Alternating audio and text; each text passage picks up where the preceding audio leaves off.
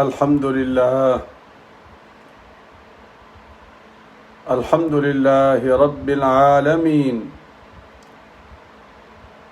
والصلاة والسلام على سيد المرسلين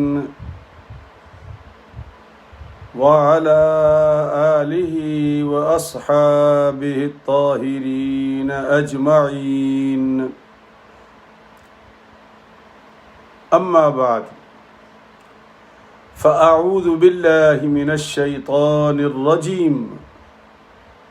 بسم الله الرحمن الرحيم. يا أيها الناس قد جاءتكم موعظة من ربكم وشفاء لما في الصدور وهدى ورحمة للمؤمنين. قل بفضل الله وبرحمته فبذلك فليفرحوا هو خير مما يجمعون. صدق الله العظيم. بسم الله الرحمن الرحيم. إن الله وملائكته يصلون على النبي يا أيها الذين آمنوا صلوا عليه وسلموا تسليما. اللهم صل على سيدنا محمد وعلى آل سيدنا محمد وبارك وسلم. الصلاة والسلام عليك يا سيدي يا رسول الله وعلى آلك وأصحابك يا حبيب الله. الصلاة والسلام عليك يا سيدي يا رحمة للعالمين وعلى آلك وأصحابك يا شفيع المذنبين. انتہائی واجب الاحترام دوستو، بھائیوں، عزیزوں، عزیز بچوں، بہنوں اور بیٹیوں، السلام علیکم ورحمۃ اللہ وبرکاتہ. اللہ تعالیٰ کے فضل و کرم سے جو وقت گزر جائے اس پہ اللہ کا شکر ادا کرنا چاہیے، اور آنے والے وقت کے لیے ہمیں دعا کرنی چاہیے کہ اللہ تبارک و تعالی آنے والا وقت بھی ہمارا اچھا گزار دے، اور اس در سے نا امیدی نہیں ہے. جس نے بھی ہاتھ پھیلا دیے وہ بڑا کریم ہے، عطا کرنے والا ہے، عطا کر دیتا ہے. آج کی گفتگو سے پہلے آج طبیعت تھوڑی سی مزمحل ہے. میرا ایک بڑا پیارا دوست تھا، ایک زمانے میں جب ہم پڑھتے تھے، 69-70 کی بات ہے، تو میرے یہ کان کا آپریشن ہوا تھا کراچی میں سول ہسپتال میں. تو صورتحال یہ تھی کہ یہ سارا میجر آپریشن تھا. تو ڈاکٹر نے کہا کہ کوئی بندہ چاہیے جو تمہارا سر پکڑ کے کھڑا رہے تاکہ یہ ہلے نہ. تو ایک نوجوان میرے ساتھ، میرا تعلق پنجاب سے تھا، اس کا تعلق پشاور سے تھا، پشتو سپیکنگ. اس نے کہا کہ میں قمر صاحب کے ساتھ کھڑا رہوں گا. یقین کریں آپ، وہ رات مجھے آج تک نہیں بھولی. اس پوری رات وہ میرا سر پکڑ کے کھڑا رہا. لمبی راتیں ہوتی تھیں سردیوں کی. ساری زندگی نہیں بھولا اس کو میں. بہت خوبصورت آواز تھی اس کی، قرآن کا بڑا اچھا قاری تھا، عالم تھا بڑا زبردست۔ سسے زمانے میں وہ ساؤتھ افریقہ چلا گیا، وہیں شادی کی، بچے اس کے ڈاکٹر تھے، عالم تھا، لیکن کام نہیں چھوڑا اپنا اس نے دین کا، نہ دین کا کام وہ کرتا رہا۔ یہ خوش نصیبی ہے۔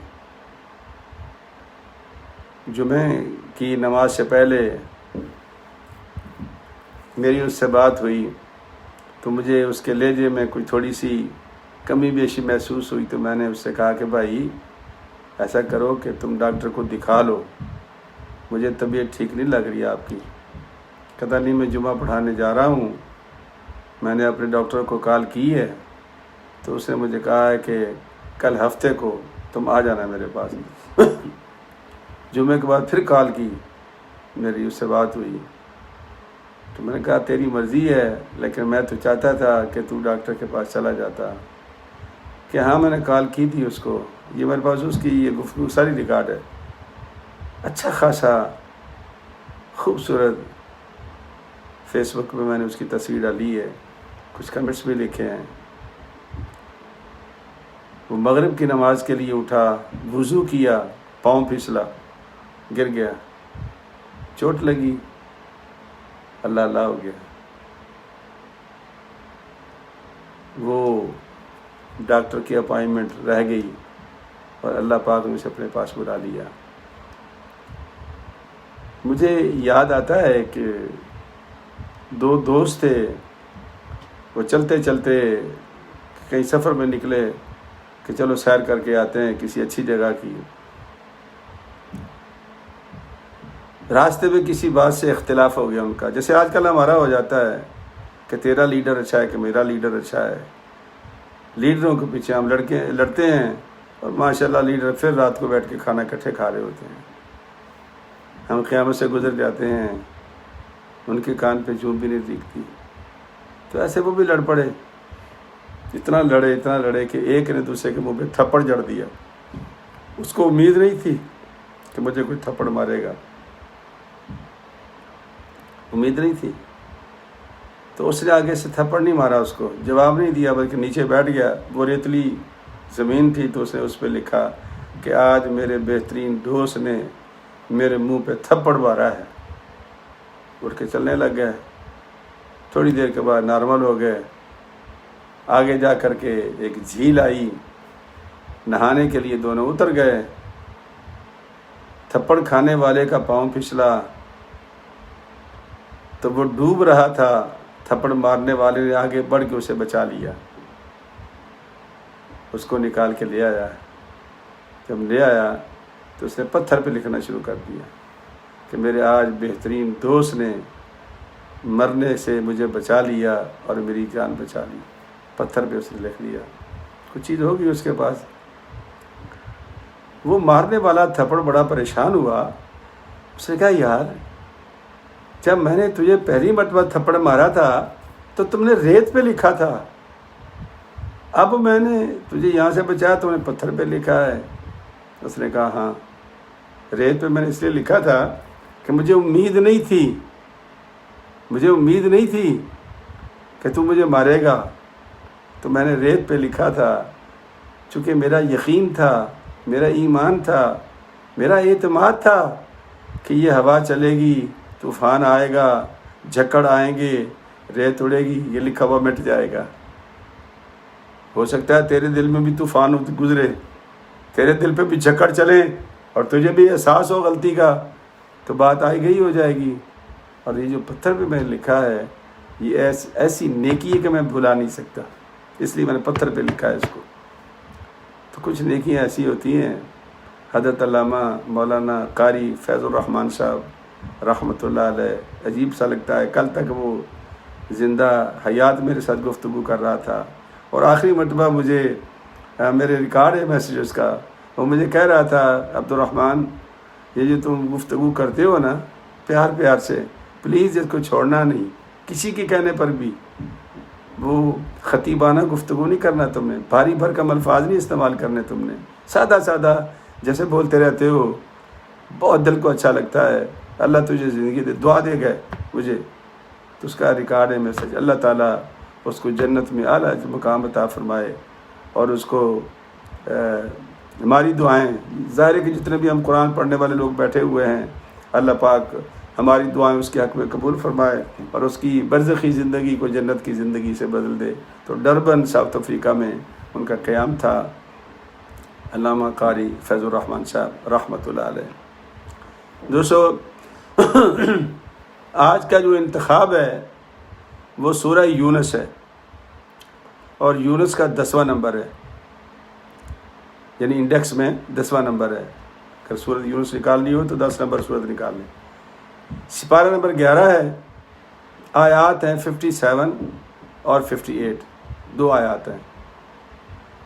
اتنی ہی مطلب کہہ پاتا ہوں، وہ وقت نہیں بچتا. اللہ تعالیٰ یہ 2 آیات ہی ہمیں سمجھ میں دے دے، یہ ہماری سمجھ میں آ جائیں یا اس کی انڈرسٹینڈنگ ہمیں ہو جائے تو ایک ایک آیت پہ زندگی بدل سکتی ہے. 2 آیت تو بہت ہوتی ہیں اور ہر آیت دوسری آیت سے جداگانہ حیثیت رکھتی ہے.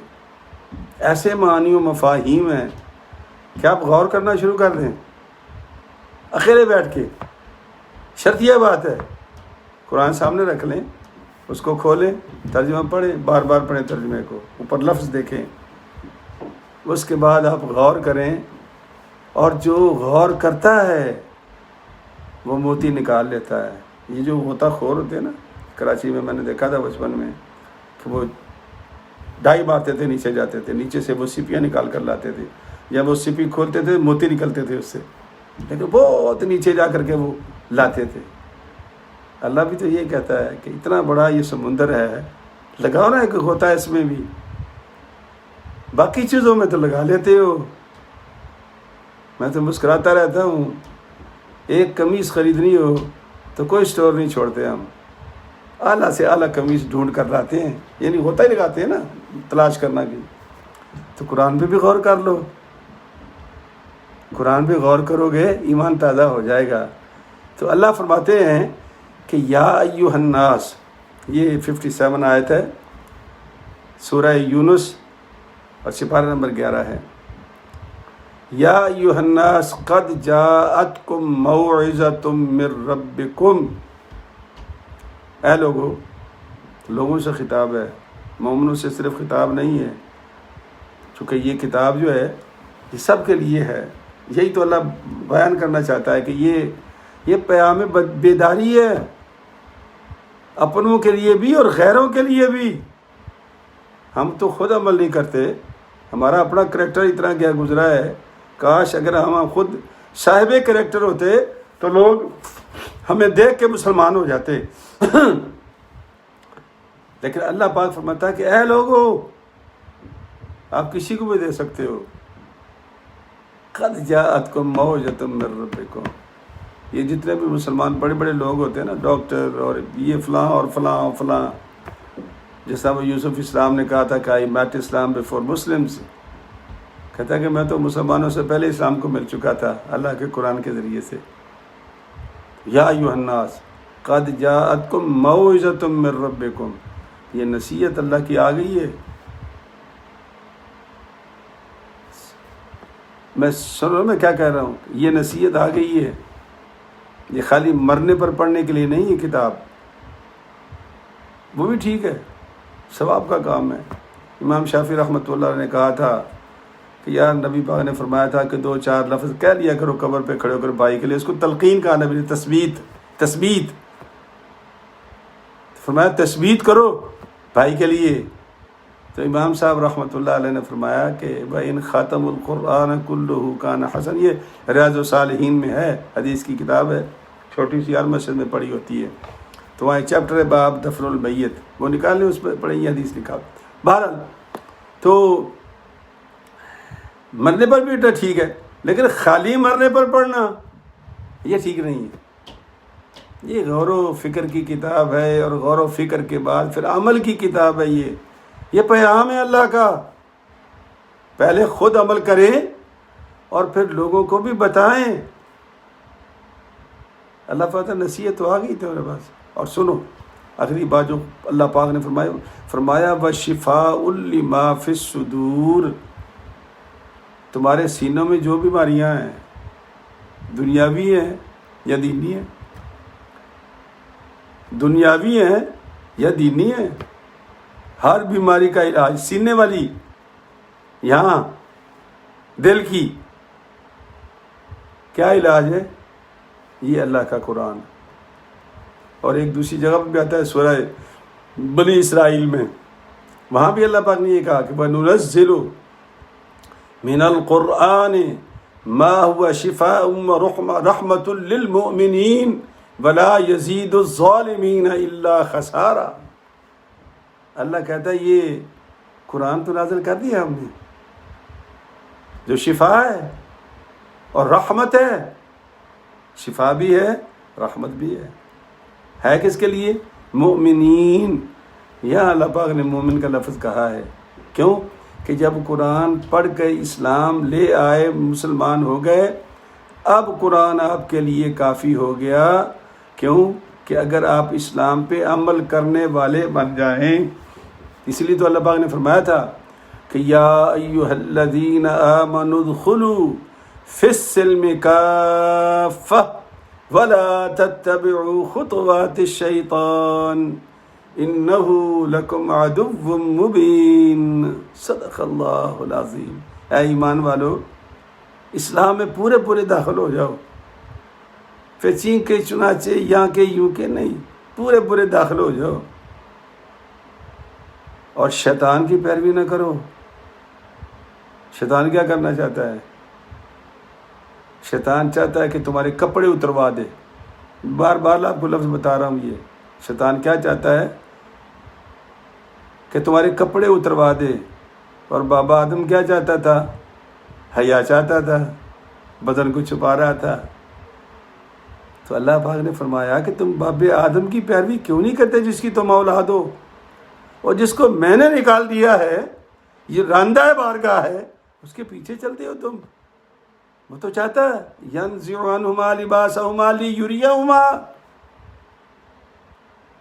اے ماؤں بہنوں بیٹیوں سنو، اللہ فرما رہا ہے کہ شیطان کا کام یہ ہے کہ وہ تمہارے کپڑے اتروا دے، اور وہ کر رہا ہے۔ آج بھی ایک مہمان بچی کو میں نے کہا بیٹا کوئی بات نہیں، یہ بال کو ذرا سنبھال لیا کرو، اسکارف پہن لیا کرو۔ وہ کہتے وہ انکل اسکول میں کہا اسکول کے چلو، جو اسکول کا جو کم از کم میرے گھر بھی آتے ہوئے تو اسکارف پہن کے آ جایا کرو، کیا حرج ہے؟ شیطان یہ چاہتا ہے ہمارے کپڑے اتروائے، اللہ یہ چاہتا ہے کہ ہم کپڑے پہنیں۔ یا ایھا الذین آمنوا خذوا زینتکم عند کل مسجد۔ جب بھی نماز کے لیے کھڑے ہو جاؤ تو خوبصورت بن کے اللہ کی بارگاہ میں کھڑے ہو جاؤ۔ تو فرمایا کہ قرآن نصیحت تو ہے، اور ہر بیماری کی شفا ہے۔ اور کون سی بیماری؟ شفاء لما فی الصدور، جو تمہارے اندر بیماریاں ہیں۔ اندر کیا بیماریاں ہیں؟ شیطانی ہیں۔ یار مجھے کوئی پہچان ہی نہیں رہا، مجھے کوئی جانتا ہی نہیں ہے، تو کوئی نہ کوئی شیطانی چھوڑ دو۔ یہ سینے کی بیماری ہے، مشہور ہونے کے لیے کوئی ضرورت نہیں ہے۔ مشہور ہو کے کیا کرو گے؟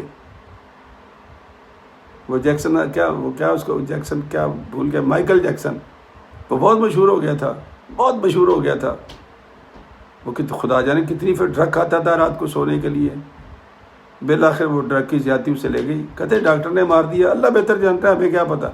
لیکن مشہوری انسان کو برباد کرتی ہے۔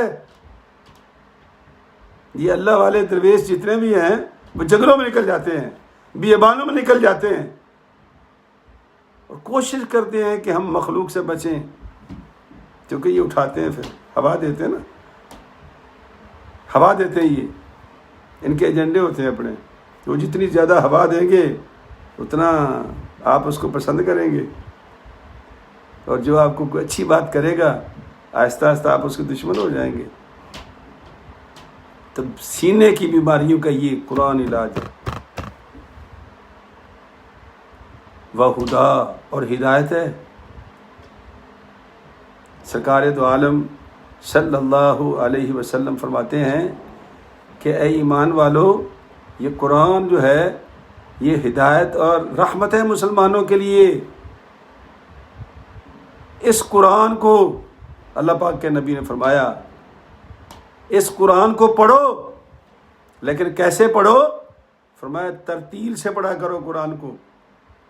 سرکار نے فرمایا اور جب قیامت کا دن ہوگا تو قرآن جن کو یاد ہوگا، حفاظ کرام کو، تو اللہ فرمائے گا اے حفاظ کرام شروع کر دو قرآن پڑھنا۔ اچھا آپ سب کو متشابہ نہیں لگے گا؟ ہاں جنت میں پکا یاد ہو جائے گا، خود بخود ہو جائے گا۔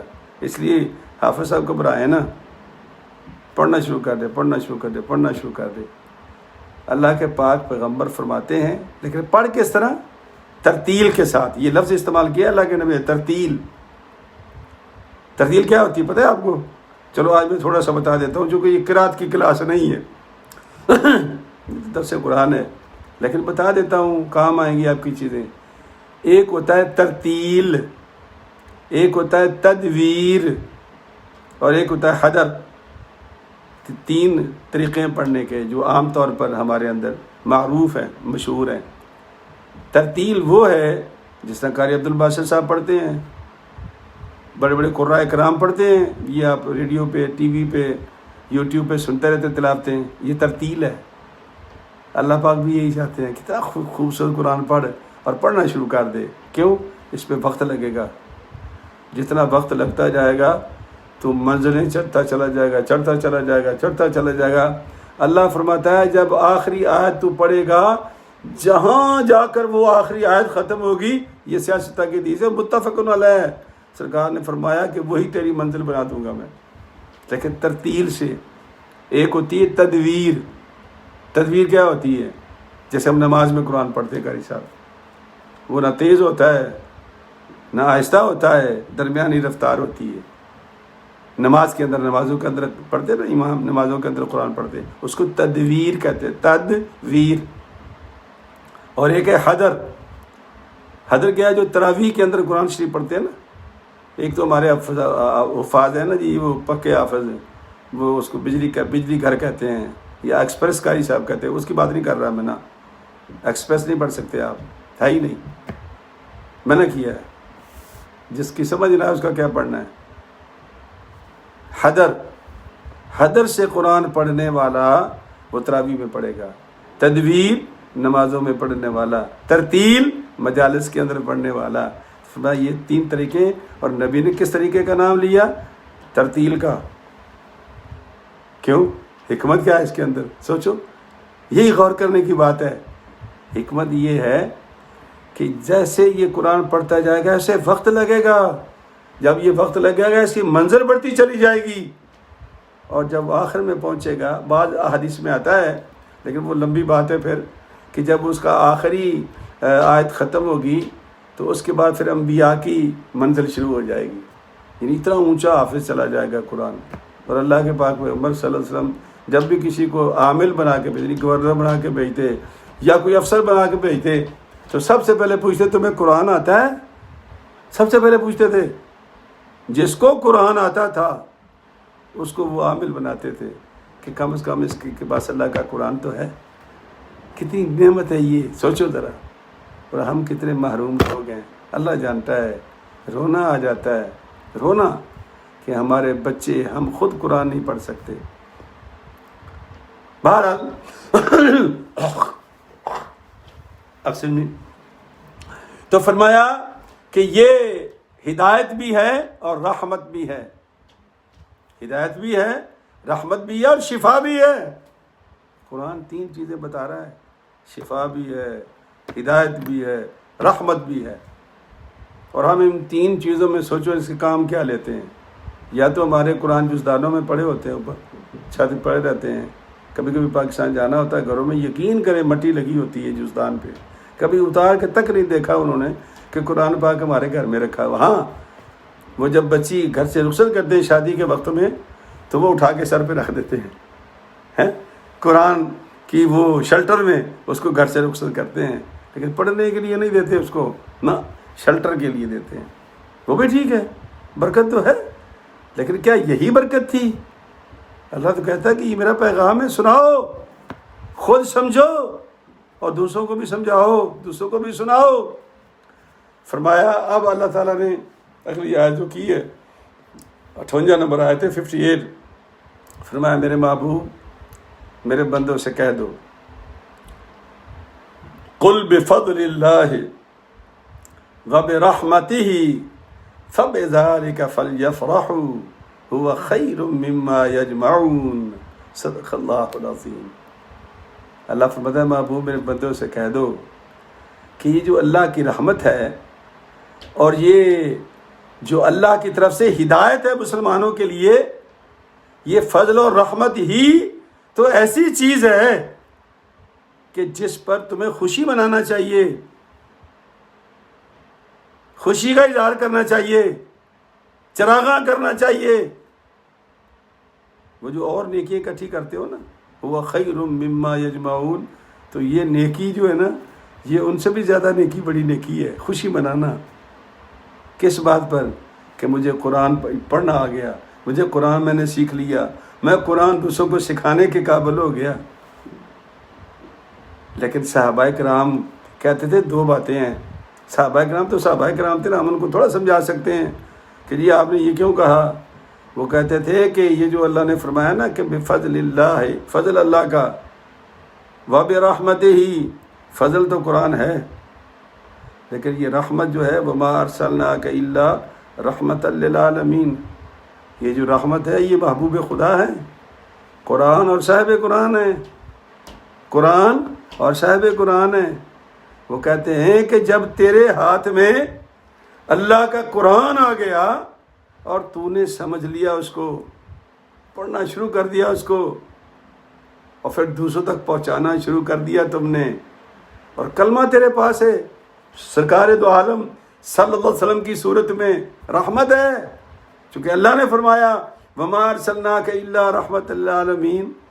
تو اللہ فرماتا ہے میرے بندے، جب قرآن تیرے پاس ہے اور میرا محبوب تیرے پاس ہے، اور پھر بھی تو خوشی منانے میں لوگوں سے مسئلے پوچھتا ہے، مولویوں سے مسئلے پوچھتا ہے کہ جی میں جھنڈیاں لگا لوں، میں بتیاں لگا لوں، میں خوشی کر لوں، میں لڈو بانٹ لوں، فرمایا نا، ان سے کیوں پوچھتے ہو؟ ہوا خیر مما یجمعون، بہتر ہے ان نیکیوں سے جو تم کما رہے ہو۔ کس صورت میں؟ لیکن یاد پتہ تو ہو نا کہ محبوب ہمیں مل، لقد من اللہ علی المؤمنین اذ بعث فیہم رسولا من انفسہم، لوگو کتنا بڑا احسان کیا میں نے تمہارے اوپر کہ میں نے اپنا محبوب تمہیں عطا کر دیا ہے۔ وما ارسلناک الا رحمۃ للعالمین۔ تو صحابہ کو کوئی سمجھا سکتا ہے کہ وہ ایسے معنی کیوں کرتے تھے؟ ہم نہیں سمجھا سکتے۔ ہمارا تو کام ماننا ہے۔ اللہ کے پاک پیغمبر نے متفقن علیہ حدیث ہے، یہ باتیں یاد رکھنے والی ہیں۔ سرکار نے فرمایا میرا زمانہ، صحابہ کا زمانہ، تابعین کا زمانہ اور تبع تابعین کا زمانہ، یہ چاروں زمانے میرے ہیں۔ یہ جو کہتے ہیں لوگ کہ ہمیں قرآن ہی کافی ہے، غلط کہتے ہیں۔ قرآن کے ساتھ سنت بھی ہے۔ یہ جو کہتے ہیں سنت کے بعد میں صحابہ کی اور اہل بیت کی کوئی ضرورت نہیں ہے، جھوٹ بولتے ہیں۔ سرکار نے فرمایا ضرورت ہے، اور پھر وہ جو ٹیم تیار کر کے گئے، ابو حنیفہ، امام شافعی، امام احمد بن حنبل، امام مالک، سعید بن مسیب، یہ لوگ جو تیار کر گئے، حسن بصری، یہ لوگ تیار کر کے گئے تھے۔ سرکار فرماتے یہ سارے میری زبانیں ہیں، ان کی باتیں میری ہی باتیں ہیں۔ خیر القرون قرنی ثم الذین یلونہم ثم الذین یلونہم، یہ نبی کی باتیں ہیں۔ تو میرے دوستو، اللہ فرماتا ہے کہ یہ نصیحت تو تمہارے پاس آ گئی ہے، اب تمہاری مرضی اس کو مانو، تمہاری مرضی اس کو نہ مانو، لیکن ماننا ہے تو پھر اس کو پڑھنا پڑے گا۔ اور پڑھنا کیسے؟ وَرَتِّلِ الْقُرْآنَ تَرْتِيلًا، قرآن کو ترتیل سے پڑھ۔ کیوں؟ جب تو قیامت میں پڑھے گا ترتیل سے تو تیرے لیے منزلیں آسان ہوں گی۔ اور پھر فرمایا شفاء لما فی الصدور، یہ اس کا مطلب نہیں ہے کہ جو آج کل تعویذ خانے کھلے ہوئے ہیں، یہ ٹی وی پہ بیٹھے ہوئے دکانداریاں کھولی ہوئی ہیں۔ ہمارے پاس ایک پیر صاحب ہیں، ان کا باقاعدہ ایک سیکٹری بیٹھا ہوتا ہے، وہ اندر سے تویز لکھتے ہیں، وہ بار پوڑیاں بنا کے دیتا ہے، اس کے پیسے لیتا ہے 200 150 200 جو بھی اس کے قابو میں آتا ہے، باقاعدہ انڈسٹری بن گئی۔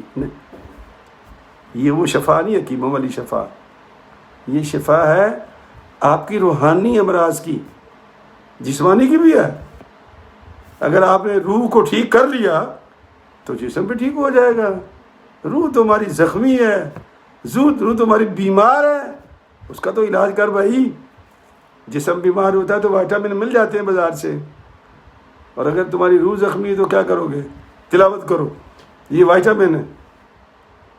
یہ قرآن سے تمہارا دل طاقتور ہوگا روحانی طور پر، پھر تو وائٹامن کا جسمانی طور بھی طاقتور ہو جائے گا۔ تو یہ شفا بھی ہے، ہدایت بھی ہے، رحمت بھی ہے۔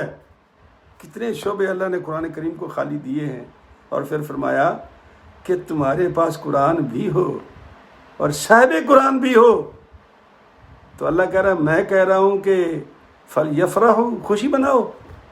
اللہ کہہ رہا ہے فَلْيَفْرَحُوا، خوشی مناؤ، هُوَ خَيْرٌ مِّمَّا يَجْمَعُونَ، وہ جو نیکیاں تم کما رہے ہو سکتا ہے یہ نیکی ان سے بہتر ہو، اور ہم مولویوں سے مسئلے پوچھ رہے ہیں۔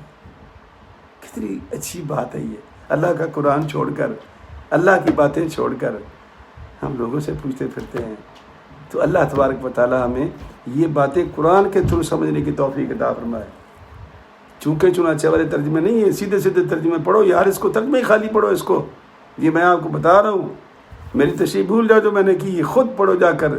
57 58 آیت ہے، سورہ یونس ہے، 11واں سپارہ ہے، اس کا بڑا تھارولی، اس کا ڈیپلی اس کا ترجمہ پڑھ کے غور کرو، یہی باتیں آپ کو مل جائیں گی جو میں کہہ رہا ہوں۔ اور اگر یہ ہمیں مل جائے تو اور ہمیں کیا چاہیے؟ تو میرے دوستوں، میرے بھائیوں، ہمارے اس بھائی قاری فیض الرحمان صاحب رحمۃ اللہ علیہ کو اللہ جنت میں جگہ دے، بڑا خوبصورت انسان تھا، دل دکھا ہے آج ویسے صحیح معنوں میں۔ اور جتنے اور بیمار ہیں، ایک اور ہمارے شاہ صاحب ہیں، یہ انگلینڈ میں برطانیہ میں، سید احمد حسین ترمذی صاحب، وہ بھی فوت ہو گئے آج اچانک۔ اللہ تعالیٰ ان کو بھی جنت میں جگہ دے۔ جتنے بھی علماء تیزی سے جا رہے ہیں، پتہ نہیں کیا بات ہے، سمجھ سے باہر ہیں یہ باتیں ساری، لوگ جا رہے ہیں، اللہ تعالیٰ بھی سب کو جنتوں میں جگہ دے۔ ہم جو بچ رہے ہیں ہمیں اعمال صالحہ کی توفیق دے، اور آنے والی زندگی ہماری باوقار کر دے، آمین۔ وآخر دعوانا ان الحمدللہ رب۔ اچھا، جاتے جاتے کل دوست نے مجھے کالیں کی بڑی کہ استاد جی آج آپ آن لائن نہیں آ رہے، تو میں نے کہا بھائی آج تو چھٹی ہے، جمعہ ہے۔ تو تمام دوستوں کو بتا دیا کرو کہ بھائی جمعے کے دن شام کو چھٹی ہوتی ہے، چونکہ جمعہ میں دور جاتا ہوں گھر سے، تو 40 میل دور ہے، میں جہاں میں جمعہ پڑھانے جاتا ہوں، پھر وہاں سے واپس آتا ہوں، رش بڑا ہوتا ہے، تو بسا اوقات شام ہو جاتی ہے، تو میں صحیح معنوں میں نہیں بیٹھ پاتا، اس لیے میں نے وہ چھٹی کی ہوئی ہے۔ تو دوستوں کو خود بھی یاد کر لو کہ جمعے کی شام کو چھٹی ہوتی ہے، باقی انشاءاللہ 6 دن جو ہمارا وہ درس قرآن رات کو 9 بجے لائیو ہوتا ہے۔ السلام علیکم ورحمۃ اللہ وبرکاتہ۔